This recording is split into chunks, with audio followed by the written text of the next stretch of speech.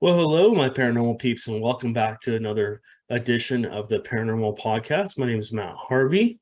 I am the founder and lead investigator with Deep Woods Paranormal. I am also the host of this podcast, the Deep Woods Paranormal Podcast. Today, we're lucky enough to have Kaitlyn and Chris, friends of ours, who we met just a couple months ago on investigation. They are psychic mediums.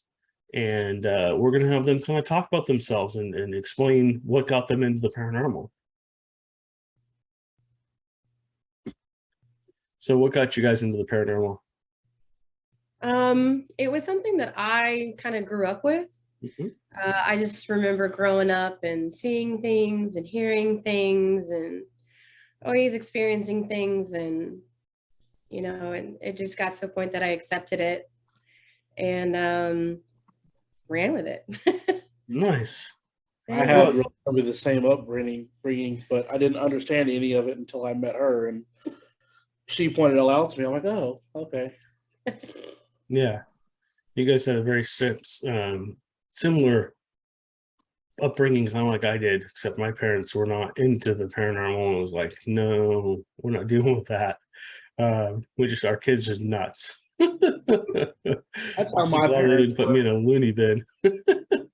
But yeah, so we've been doing an investigation lately. I don't want to get into too much information, but you want to kind of talk about what you have experienced at that investigation. The first walk of the house, I remember you're like, hey, just kind of feel around, tell me what you think. And it was a lot of mixed at first, because I remember there felt like a lot of children traffic, like kind of playful, kind of fun, but there was always this dark, gloomy kind of fog in the background that I couldn't see. With my abilities, the way I see things is sometimes flash images, feelings, touch. Sometimes I can walk in a room and feel super sad. Like I'd immediately empathically just kind of absorb that feeling. And it's either a person or something, a paranormal. And so while in the house, I saw like little kid things. Remember at the end of it, I saw a little boy, a little checkered hat kid would just run on by. And that's all I saw was a checkered hat running by at a certain height. And it's like, had to be a kid because it couldn't, I don't think it's a leprechaun, but there seemed to be a lot of like playful hide and seek, kind of move things every now and then. And then the more we got into it, the more that shadow, that dark veil in the background, kind of faded for us to kind of let the kids go. But then when we came back to help her out, it was just nothing but that dark kind of mist into her house. Yeah. So we tried a couple of rituals on the Wiccan side, which is what I do now. We got it out for a little bit. Yeah. Well, yeah, that thing, like I said before, sometimes when you've been doing this as long as I have, and you've been through so many homes and so many locations, you come across that one negative entity that's just sitting there waiting for you. And the first time I believe this is an entity I've faced before, it basically kicked my butt. I mean, I talked to you guys about that a little bit earlier. If you want to hear about that story, it's somewhere back in our podcast. You're welcome to go back and listen. We're not going to get back into that, but yeah, I mean, this entity seems to not care about religion, not care about positive or negative anything. It just seems to be there, and it's super strong, and it doesn't seem to care about anybody else telling it to leave or anything like that. And because of this, the nature of this case, we were talking earlier about how it might involve voodoo. And so that's something that when I first got there, I got that impression. So a little bit of background about this case. I did some research. I actually I found physical records of a hotel that burned down in this area. The owner of the hotel, was not a very nice lady. She owned several slaves, and I'm pretty sure a bunch of the slaves, if not all of them, burned down with fire. And so I believe that's kind of like the little kids that we're encountering in our area. A lot of the times, the slaves weren't even up to teenagers. they were sold before they became teenagers. Yeah. And we were at another location where they were explaining this to us. And so I think that's where these little kids have come in, and they seem to like the client a lot. But then there's also that other entity, we've gone through and tried to figure out who it is and stuff like that. So Definitely through the years, especially talking about this client, through the years, I've also very much noticed anybody who doesn't know they have abilities, they kind of make themselves kind of vulnerable.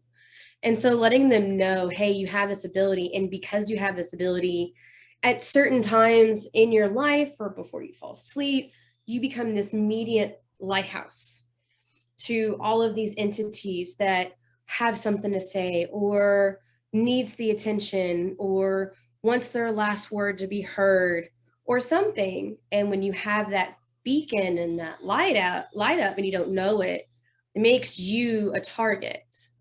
And it's very unfortunate. Like, I'm trying to teach her ways to make herself less of a target, but I think she just kind of attracted the wrong crowd for so long that now it's like we're digging layers out. And I think that's what we're doing between your process, our process. We're just going in there and digging out layers to where we can finally get to the root to the problem to give her that permanent rest. Right. You know? Whatever it is, it's pretty interesting. that definitely rooted in pretty deep. So one time, whatever we're dealing with over there now, it's definitely rooted in pretty deep. And it seems like every time we're over there, we're able to get it to a point where it's hidden to where we can't feel it.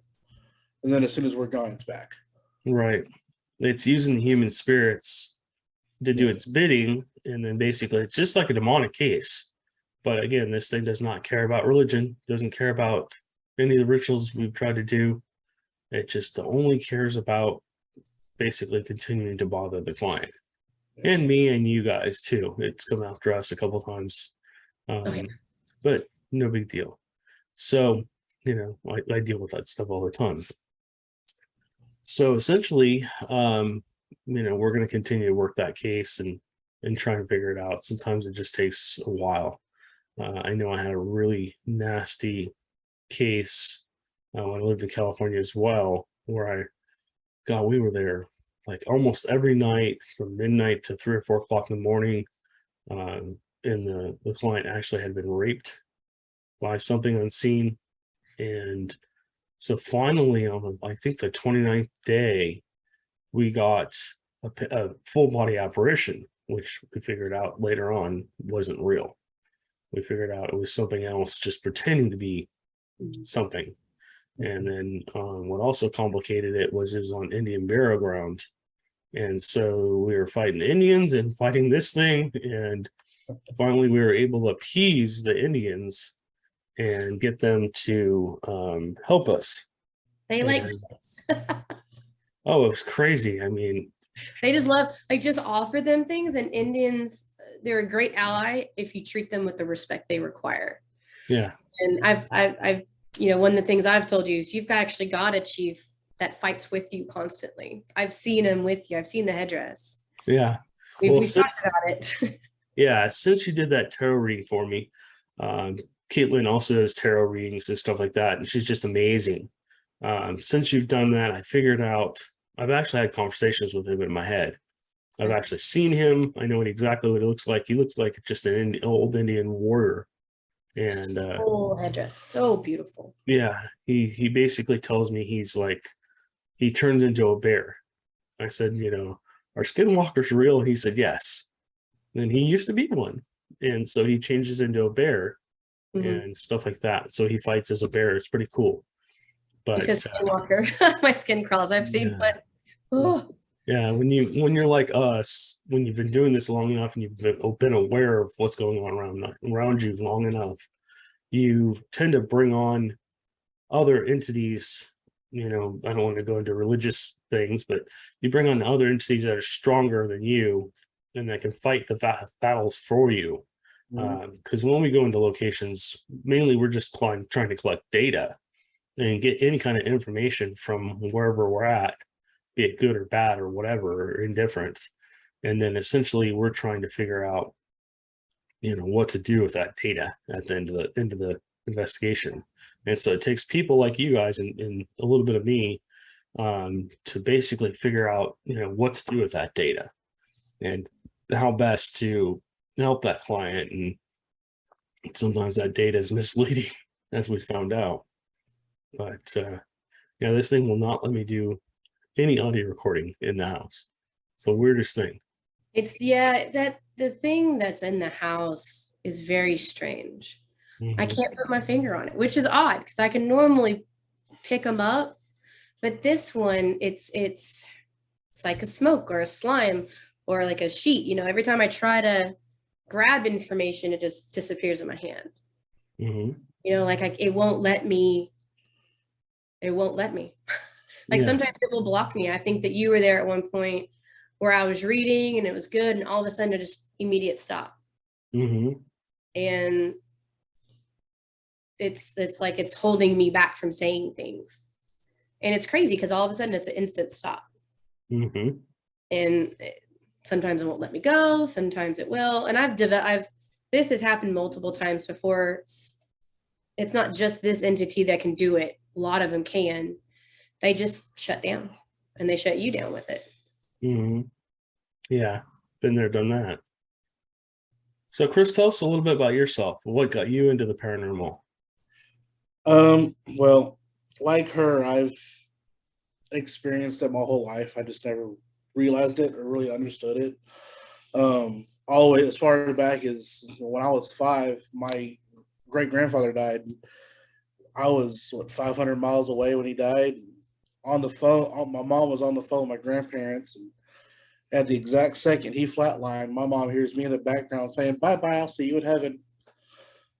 And so ever since, little kid, I've had the ability to see and speak to them, but I never realized that's what I was doing until I met her, and it all started to make sense. Yeah. But so tell us a little bit about what you guys, kind of do. You've met, and then how did you guys kind of come to, realize that each other were psychic or sensitive or whatever you want to call it? He found out I was psychic on our first date.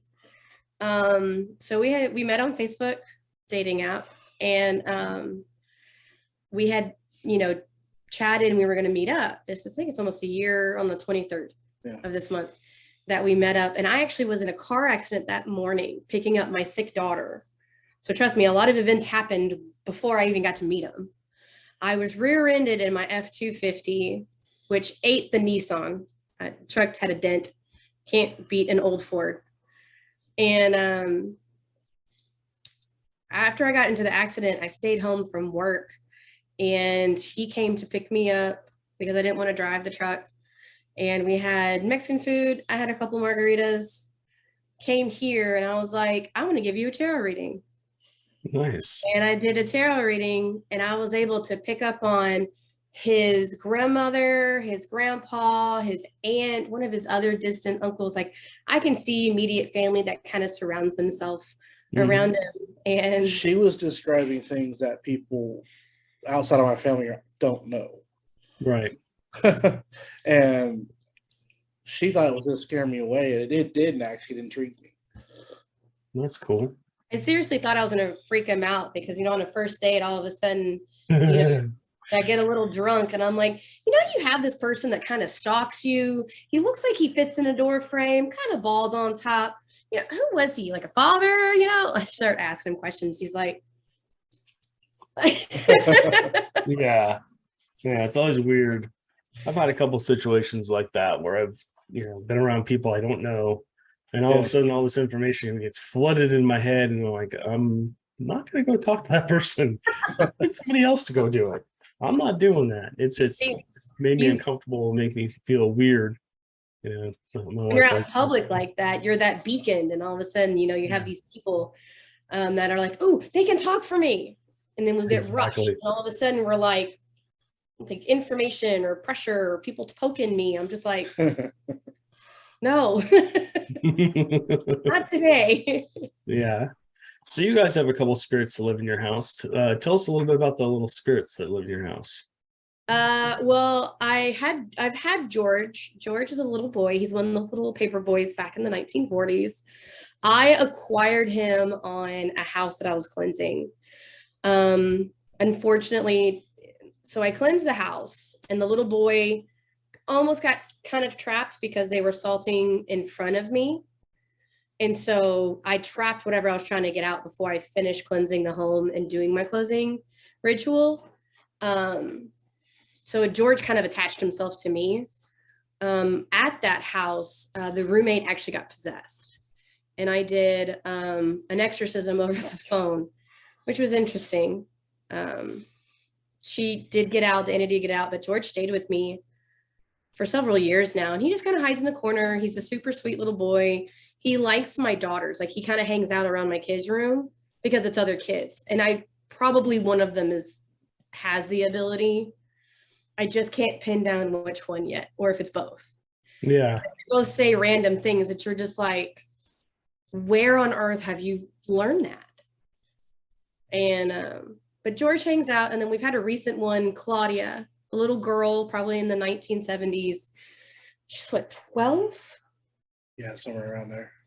She likes to mess with him. It's the funniest thing. What's funny is we picked her up at the jail. Yeah, oh yeah, we picked her up at the jail. That's where she was. Okay. I think she was one of the warden's kids. Yeah, we picked her up at the jail, and she makes me clumsy. I don't know what it is. She just kind of like makes my hand slippery, or I feel like I bumped into something, and she just likes a little bit of chaos. I don't know is it Claudia that likes to scare you? Yeah. She'll move stuff when I'm here by myself. Oh, geez. Like, she messes like with the locks on the doors. Mhm. She'll push something off the shelf. Only when he's home. Not when I'm home, it's quiet. The first day I realized she was doing it, so I was just sitting here doing stuff at work on my computer, and we have those big chains hanging by the door that are for like the deadbolts, and I heard it pick up and just slam into the wall. Jeez.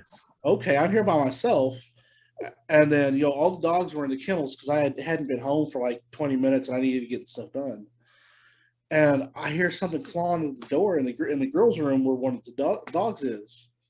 And I went in there, and this kennel was wide open. He's running around the bedroom. One of our puppy.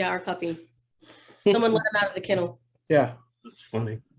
So that's why we think it's kid, because it's nothing malicious. It's just more of a hello. Trickster. Mhm. Yeah, we have that happen here too. Our door, like the door to our garage, the little thing will turn and lock. And Amanda comes in, why is the door locked? I don't know. I didn't do it.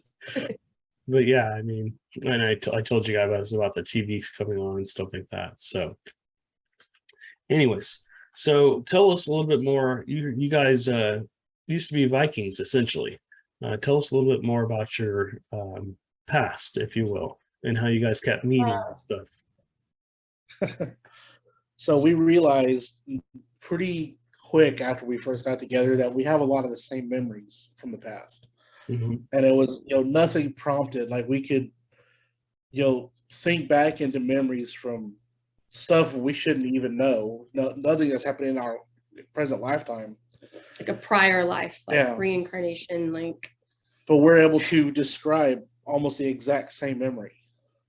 That's so And cool. from doing that, we realized that this is not our first encounter with each other. I think this is our second or third that we've been in each other's lives somewhere. Mm-hmm. That's so cool. And we know, and at least one of those, we were married in the past. That's awesome. So he's more Irish And Norse. Nordic, yeah, Nordic. I'm more Scottish and more Celtic, or Pictish. Pictish. Pictish, yeah. So he's more hardcore Viking. I'm more of a running through the field kind of witch. Free spirit, yeah. That's awesome. Yeah, and several of our guides we realized are some of our ancestors. Nice. And I know for me, I have 2 or 3 that are very obvious, old Norse warriors or Celtic warriors. And there's one drunk Irish guy that likes to make an appearance. It's like his great uncle. It's a drunk Irish guy that every now and then he'll start talking like him. I'm like, and I'll hear him every now and then. Anytime that we call it a family meeting. Like if we're about to go do something and we want extra protection, or hey, we're about to walk into like our client's house, we always ask our guides and we always ask our ancestors to kind of make sure we are safe and also that our family is safe, because that's the danger of doing this. And I love what I do, is sometimes they come home with you or they attack your family when you're not there.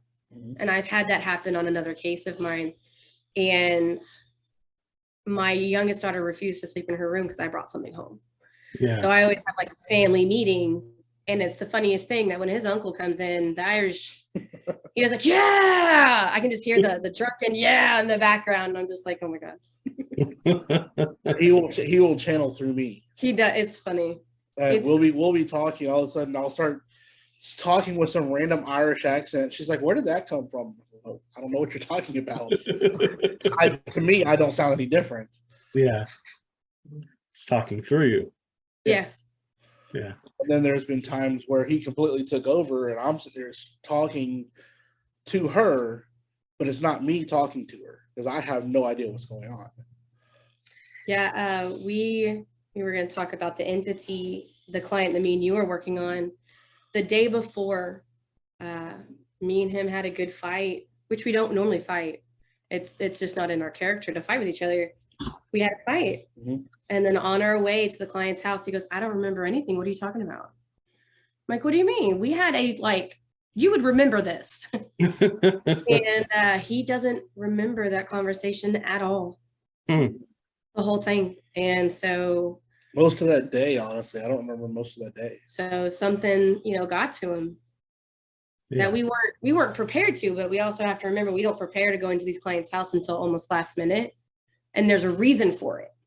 We kind of don't want to prep anybody, even the entities around us, to know where we're going quite yet. Because sometimes they already know, but we had prepped this and we said we were prepping it. And, every time we've gone over to the house, we've encountered opposition days to up to a week before we even knew we were going. Yeah. Mm-hmm. And we know it's that because it's so out of our character. Because, he said, I would never say that to you. And he's like, I don't remember anything. And then there's times I'm like, why did I get so upset? I never get upset over that. I just, sometimes some entities that don't want to be, escorted out nicely or not nicely, will try to get to you first in dreams in your life. Trip you up, give you a flat tire, lose your keys, because they don't want to leave where they're at. And so they'll go after you sometimes before you even know you need to go after it. Yeah. And if you'll remember that first time we met up at that coffee shop in Bryan, that entity that started messing with us there, that kind of followed us home, that was not the first time we had encountered that entity.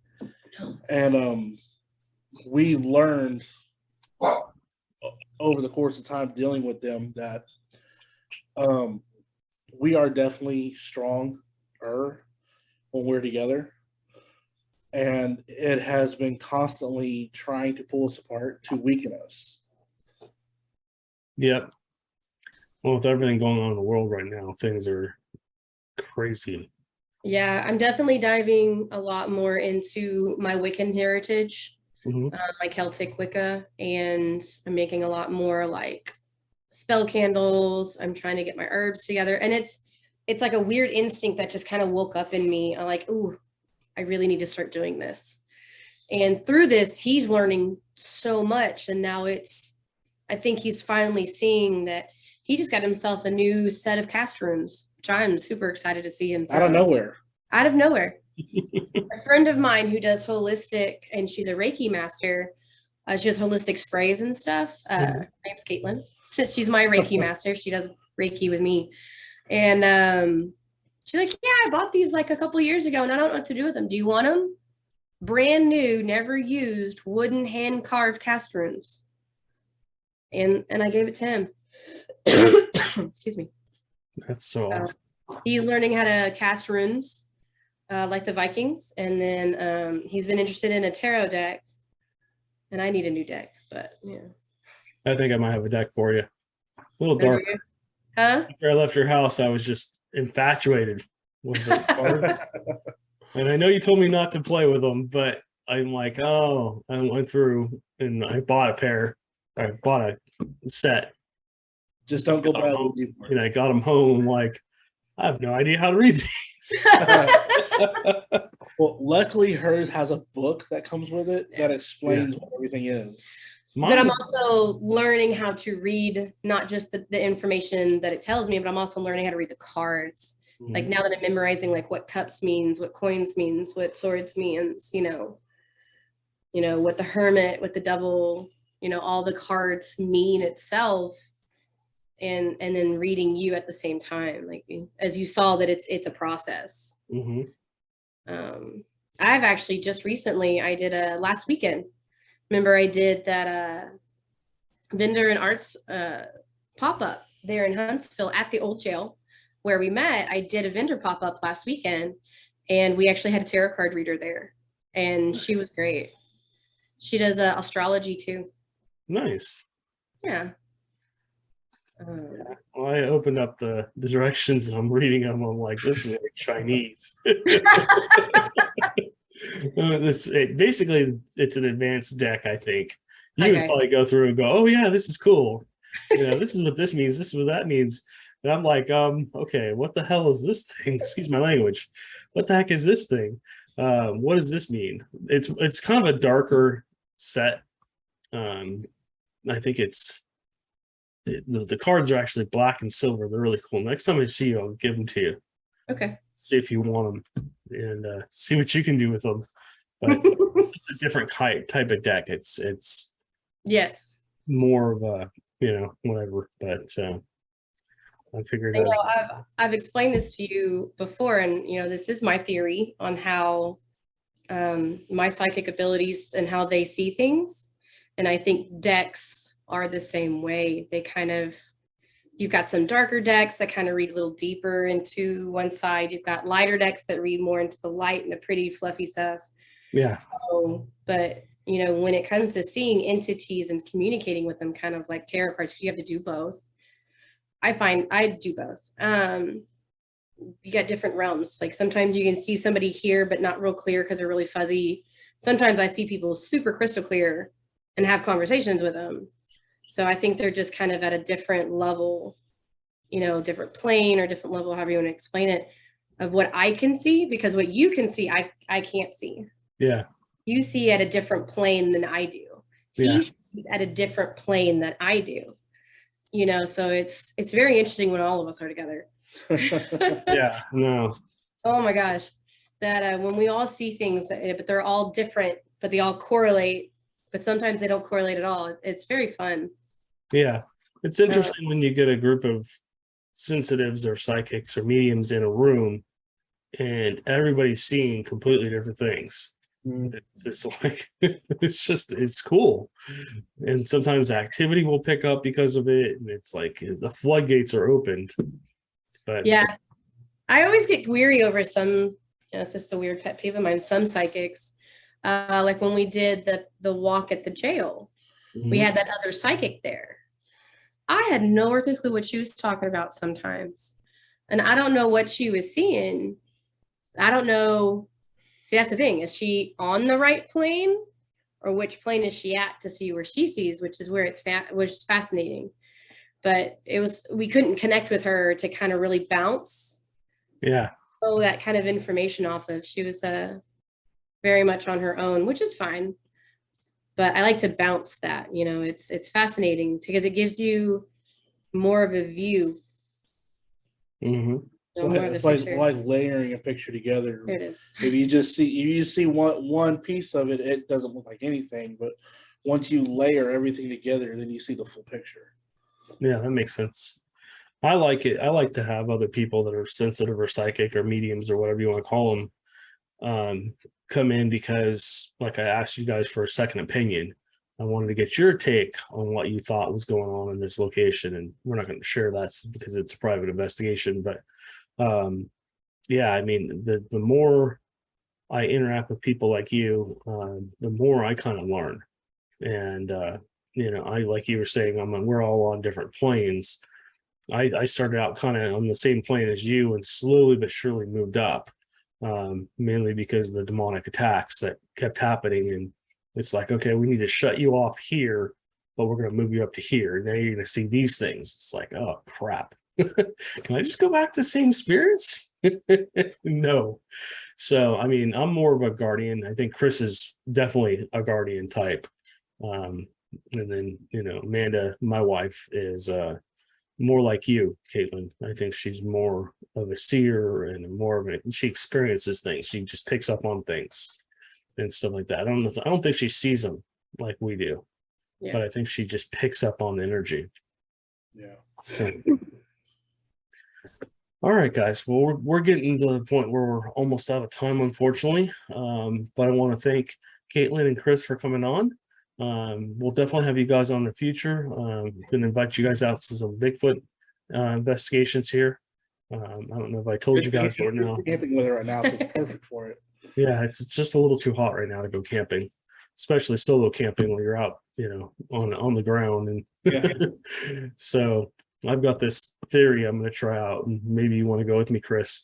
We're going to put camouflage tarps up all the way around us, and then camp real close to anything Bigfoot related. That's And cool. just see, that'll be Bigfoot stealth camping. I'm down to do it. They're like blind hunting. Yeah, just see how they react. I've never seen anybody put up tarps and then camp right in the middle of their area. Yeah. So it could be interesting, or we could be completely terrified by the end of the night. We might not even last the whole night. Right. Go hide in the woods in a ghillie suit and see what pops up.